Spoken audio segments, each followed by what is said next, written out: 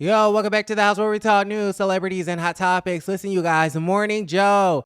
What's her name? Mika Brzezinski, whatever her name is. Joe Scarborough. They went on to their show, Morning Joe, MSNBC, my used to be favorite MSNBC show. They went on to their show this morning, said that they went to Mar-a-Lago to meet with President-elect Donald Trump. And, they're catching a lot of, backlash for the situation. Check this out. Over the past week, Joe and I have heard from so many people, from political leaders to regular citizens, deeply dismayed by several of President-elect Trump's cabinet selections, and they are scared.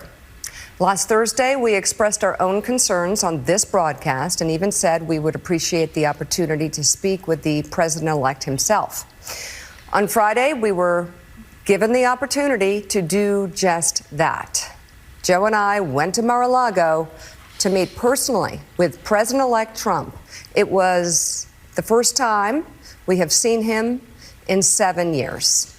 Now, we talked about a lot of issues, including abortion, mass deportation, threats of political retribution against political opponents, and media outlets. We talked about that a good bit. And it's going to come as no surprise to anybody who watches this show, has watched it over the past year or over the past decade, that we didn't see eye to eye on a lot of issues, and we told him so. What we did agree on was to restart communications. My father often spoke with world leaders with whom he and the United States profoundly disagreed. That's a task shared by reporters and commentators alike. We had not spoken to President Trump since March of 2020, other than a personal call Joe made to Trump on the morning after the attempt on his life in Butler, Pennsylvania. In this meeting, President Trump was cheerful, he was upbeat, he seemed interested in finding common ground with Democrats on some of the most divisive issues. And for those asking why we would go speak to the president-elect during such fraught times, especially between us, I guess I would ask back, why wouldn't we? 5 years of political warfare has deeply divided Washington and the country. We have been as clear as we know how in expressing our deep concerns about President Trump's actions and words in the coarsening of public debate. But for nearly 80 million Americans, election denialism, public trials, and January 6th were not as important as the issues that moved them to send Donald Trump back to the White House with their vote. Joe and I realize it's time to do something different, and that starts with not only talking about Donald Trump, but also talking with him. Okay, so for me, they're receiving a lot of backlash because literally just maybe a week and a half ago, Mika here went on to The View and said that he was a threat to democracy, a threat to women, a threat to the LGBTQ, a threat to black people, a threat to these people. They have been, very, very critical of Trump.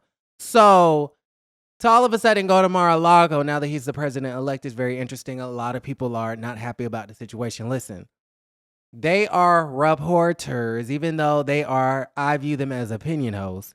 They are reporters. They are journalists with opinions. What member of the media isn't going to take a meeting with the president-elect? You're a person of the media. You're a reporter. You're a journalist. You're a political commentator. Whatever the case may be, why would you not meet with the president-elect? That is fine and dandy for me. But they claim that they're doing it because it's time to do something different. Okay? Well, you had 7 years to go see the man and you didn't. You had 4 years to talk to the man and you didn't. What was the difference between then when he was the front runner running on the GOP side? What was the difference then when he did have the nomination on the GOP side in 2023? What was the difference between 2 weeks ago and now?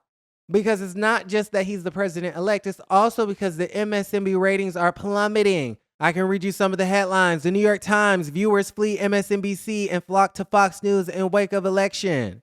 Outkick, whoever they are, MSNBC and CNN ratings tank after Trump steamrolls Kamala Harris. Mediaite, MSNBC ratings crater as viewers tune out Trump victory coverage. The Wrap, MSNBC viewership drops by half in days after Trump victory. So Mika and Joe are meeting with Trump at Mar-a-Lago because they're good journalists, and half the country overlooked the insurrection at the Capitol. Half the country overlooked that he's twice impeached. Half the country overlooked the fact that he's been held liable for rape. Half the country has overlooked the fact that he is a convicted felon. No, sis, viewership is going down, down, down, down, down. Your core audience, the liberals, are tuning out. They're tired. They're exhausted. The Democrats are tuning out. They're tired. They're exhausted. Black people are done. They're tired and exhausted. And since you can't even get your core audience to watch, you'll try to have Trump exclusives. You'll try to have Trump on. You're going to try to open up the communications to speak to President-elect, soon-to-be president for a second term, Trump. And maybe, just maybe, it'll bring some relevancy to the network. Who knows? Y'all let me know how y'all feel about everything in the comments down below. Like the video, subscribe to the channel, and don't forget to create a great day. Bye.